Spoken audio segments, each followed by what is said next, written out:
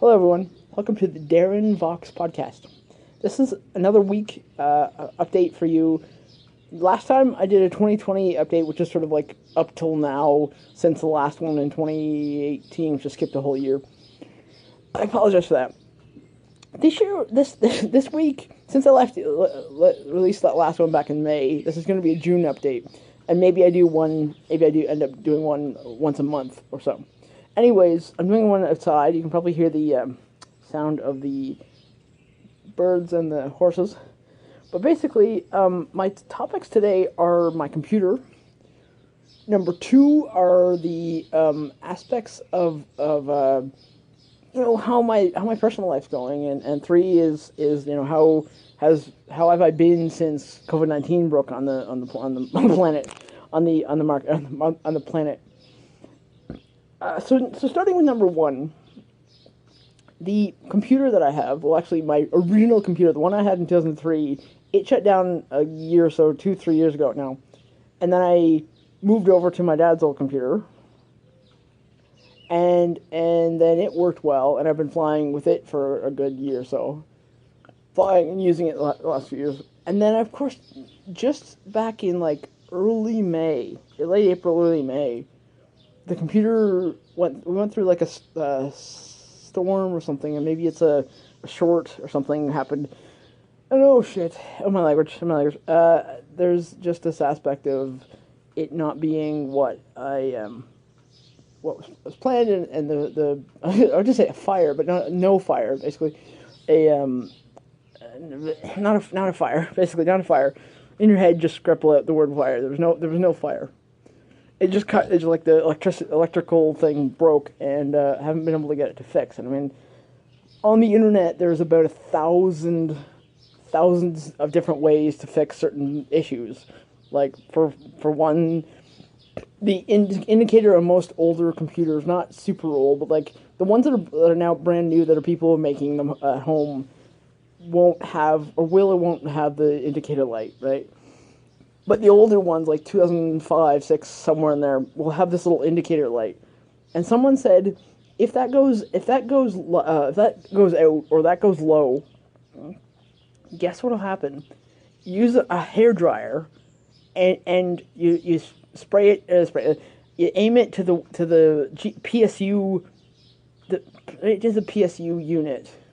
Spray it to the PSU unit, through the PSU fan, and then let it go for about 45 seconds or so, and then bloop. Oh, look at it! It's starting up, and my computer started up, and I was able to fly for a bit and use it for a few weeks, and then of course all of a sudden it just went and died. Now I'm not saying it's a crash. It just died, and I've been going through like, okay, so I tried this, and oh, it worked. Okay, so I can cut out all the rest of the other things, or like try out another thing. So I've exhausted myself out, and I think just this weekend, we're gonna take it into the store in St. Mary's or somewhere and get it fixed. I mean, all the things I changed. I think there's probably a chance where like these jumpers on the CMOS, jumpers on the CMOS battery area there. This little blue thing. I think I moved that one and the other one on the end around a bazillion times, and it might just be that's doing it. And then I noticed yesterday when I tried to plug in the PSU for a minute just to test it, I found that when I moved the other day, like 3 days ago, when I plugged in the PSU unit into the motherboard, when I moved the cable left, it was like made things go faster and right. Which moved it slower, right? And then after a while, it would just cut out. I'm like, okay, still fans are still spinning, and it's, you know what, that really I scared. So I wanted to take it in just so that at least I can really look at, I can look at getting it working again. And the reason why I wanted to get it working again, and the second thing is like, how has I forgot the question was again for number two, but basically, like, how am I doing since COVID, and how has, like, all the sorts of things that go on, and I'm just going to merge 2 and 3 together. So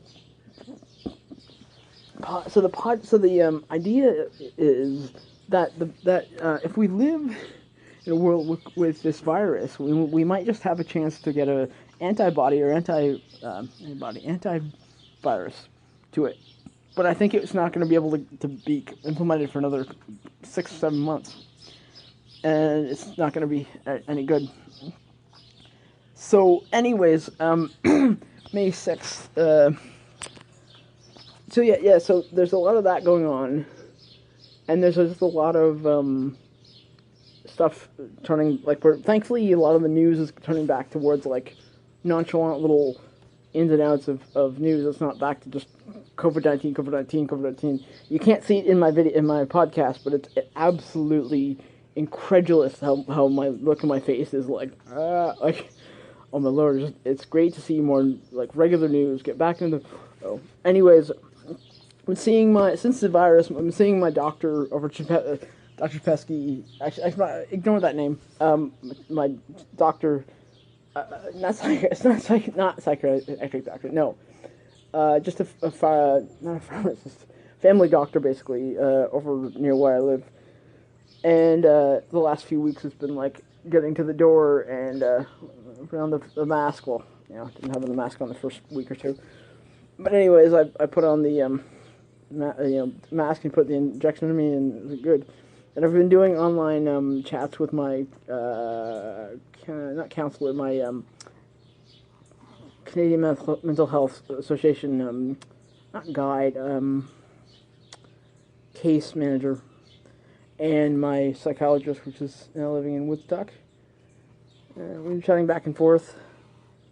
But anyways, one other reason why I really wanted to get back to flying, to getting the computer working and flying, is one that just gratified me just a few weeks ago. So just back the early first or second week of June, or maybe the end of May, after the snowbirds crash, Emmanuel Mendoza, which on my YouTube videos probably have heard the name 100 times, or at least if it's not 20 times, something. You've heard the name. He put out KRNT, which is Renton Regional Airport, and it looked absolutely astounding. And I got like about a handful of flights out of it before my computer shut down. And so honestly, there's still a lot of default aircraft, like the default that Microsoft made that were released in 2004, 2003, with flights in 2004 that have not. I mean, some have been like, oh, it's just been default. There hasn't been anything like completely default, nothing new. Some of them have been like it's payware but nothing freeware, right? And just a niche spot of KRNT. Then someone said, okay, I'll pick up and do KPAE. I was like, whoa, okay, and they're gonna be finishing that in the next day or so. And then someone has a question mark over KBFI. Actually, was on Approach the other day, or a couple weeks ago, into Renton. I was like, flying a little Boeing 377 into it, and I was like, there you go. No. Got it flying. I was like, the prototype Boeing 377.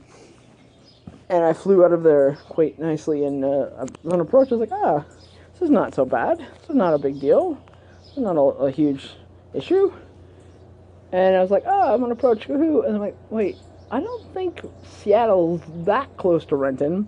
And I realized I was on approach to BFI. So, like, that's the next one someone's going to update, right? And there's just a handful of airports that have either had, and some of the ones I've seen a group do are simulations that have had an update, had an add-on, but have had no update, like the London, Ontario one, which was like, hey, it had been made, like the default one had come out when the sim came out. Then Gavin Barticoat made it for 2004 in like 2005-ish, 2006. And then just in 2013-14, a guy named David Colis, Kolis, added that scenery for it, and for London. I was like, whoa, okay, so there are that kind of mix of airports that are made for for certain groups like these BFI, PAE, and RNT have been ones that have not seen a single update. Or I remember like just about a decade ago, I almost like Ben was there. Do you know that Tracy? You know that?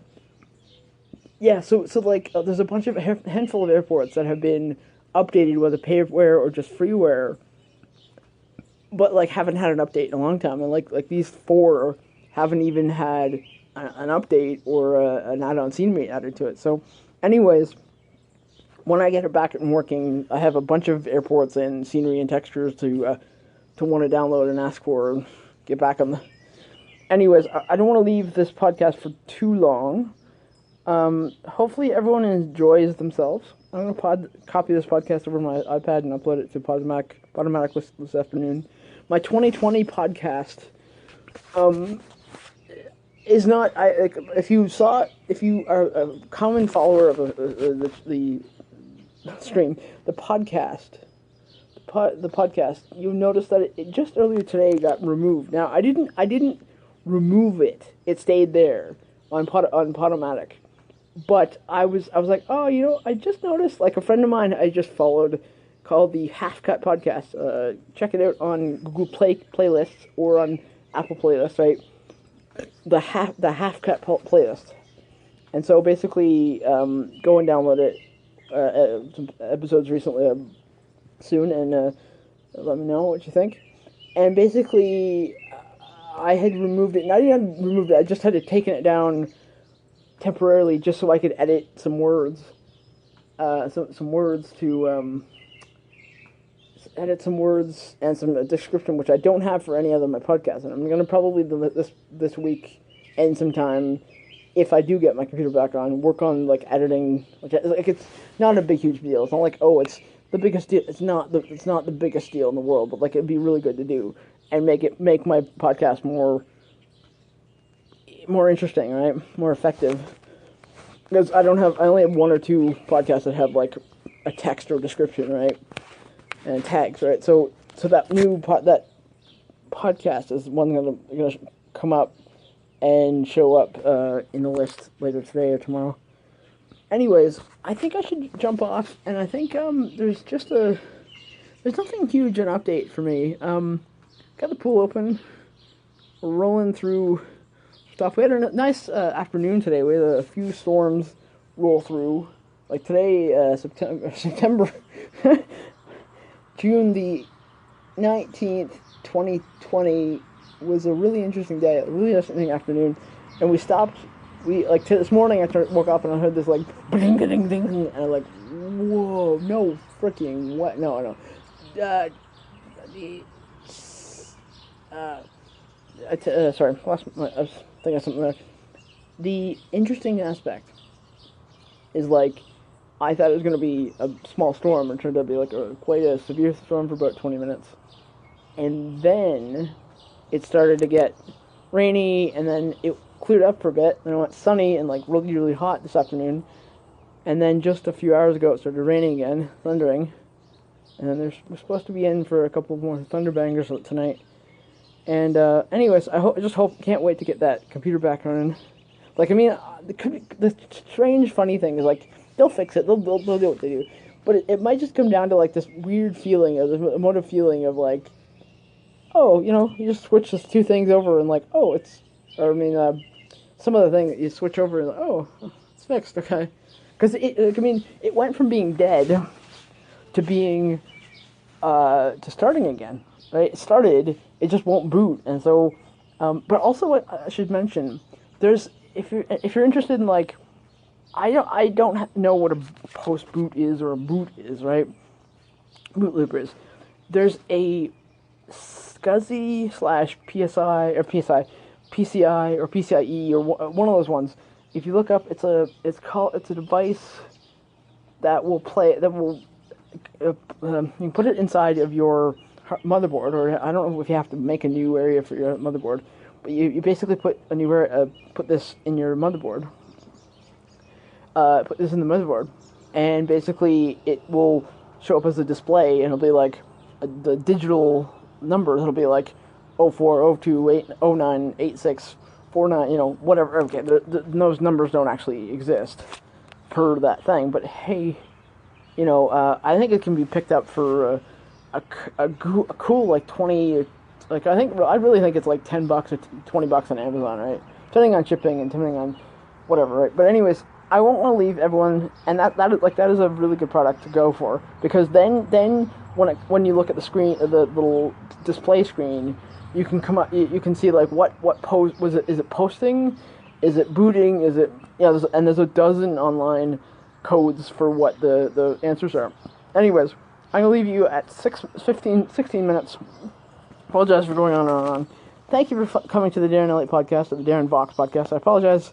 I do that on YouTube for a minute. Okay. YouTube for a couple days and years. I realize I'm doing it on podcast too. Anyways, a virtual salute.